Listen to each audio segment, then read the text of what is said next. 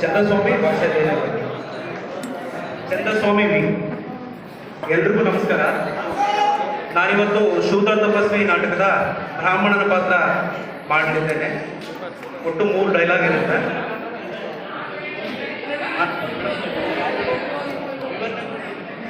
ಎಲ್ಲರದ್ದು ವಿಡಿಯೋ ಮಾಡ್ತೀನಿ, ಕಾಂಟ್ರಾಕ್ಟ್ ತೊಗೊಂಡ್ರಿ. ಮೊದಲನೇದಾಗಿ ಯೂಟ್ಯೂಬ್ದಾಗ ಅಪ್ಲೋಡ್ ಮಾಡಿ.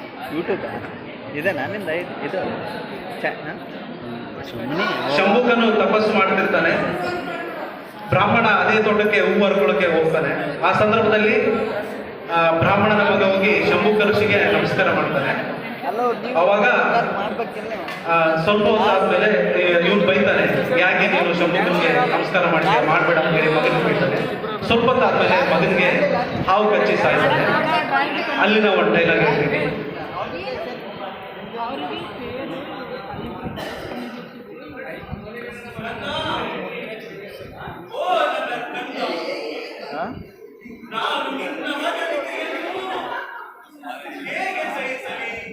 ವಿನಾಯಕ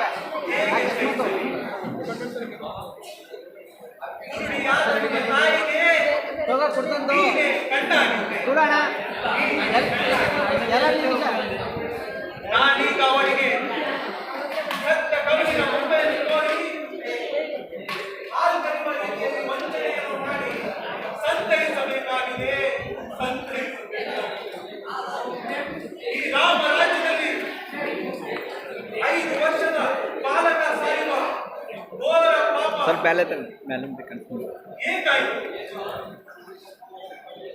ಏನು ತಪ್ಪು ಮಾಡದ ನನ್ನ ಮಗ ಸಾಯೋಕೆ ಯಾವ ಕಾರಣ, ಯಾವ ಅಧರ್ಮದಿಂದ ಈ ರೀತಿ ಆಯಿತು? ಇಷ್ಟಕ್ಕೆಲ್ಲ ಈ ರಾಮನ ಆಳ್ವಿಕೆಯೇ ಕಾರಣವಾಗಿರುವುದು. ಈ ಸೂತ್ರನ ಸಮಸ್ಯೆ ಅಧರ್ಮದ ಕಾರಣವಾಗಿರುವುದು. ಓ ಶ್ರೀರಾಮ,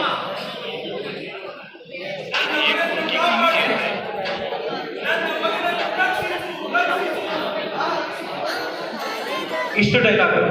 ಇದಾದ್ಮೇಲೆ ರಾಮನ ಆಗಮನ ಆಗುತ್ತೆ. ಬ್ರಾಹ್ಮಣ ಶೂದ್ರ ತಪಸ್ಸಿಗೆ ಅರ್ಹನಲ್ಲ ಅನ್ನೋದಕ್ಕೆ ಒಂದು ಡೈಲಾಗ್ ಇದೆ. ಅದನ್ನ ನಿಮ್ಮ ಜೊತೆಗೆ ಹಂಚ್ಕೊಳ್ತೀನಿ.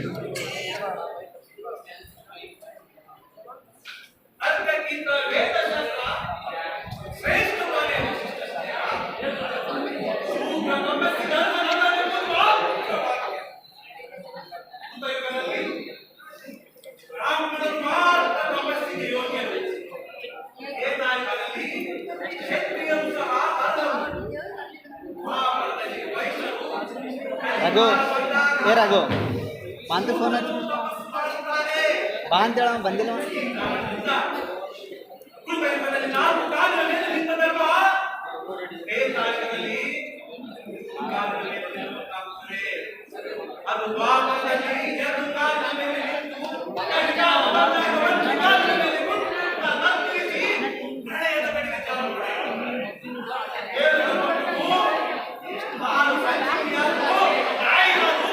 ಹೆಣ್ಣಾಗು ಇಷ್ಟ ಆಗುತ್ತೆ. ಇದಾದ್ಮೇಲೆ ರಾಮ ಬಾಣವನ್ನು ಮುಟ್ತಾನೆ. ಯಾಕೆ ಶೂದ್ರ ತಪಸ್ವಿ ನಾಟಕ ಒಂದು ಒಳ್ಳೆ ಹೆಸರು ಗಳಿಸುತ್ತೆ, ಶ್ರೇಷ್ಠ ಅನ್ನೋಕ್ಕೆ ಕಾರಣ ಮೂಲ ರಾಮಾಯಣದಲ್ಲಿ ಬ್ರಹ್ಮಾಸ್ತ್ರ ಏನ್ ಮಾಡುತ್ತೆ, ಶಂಭೂಕ ಋಷಿಯನ್ನ ಸಾಯಿಸುತ್ತೆ. ಆದ್ರೆ ಶೂದ್ರ ತಪಸ್ವಿಲಿ ಅದು ಶಂಭೂಕ ದೇವನನ್ನ ನಮಸ್ಕರಿಸಿ ಬ್ರಾಹ್ಮಣನಿಂದ ಬೆಳೀತದೆ.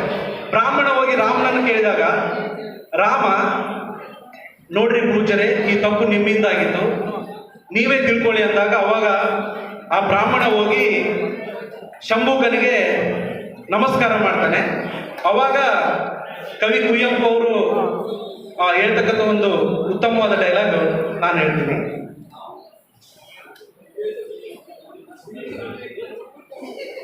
ಎಷ್ಟು ನಿಮಿಷ?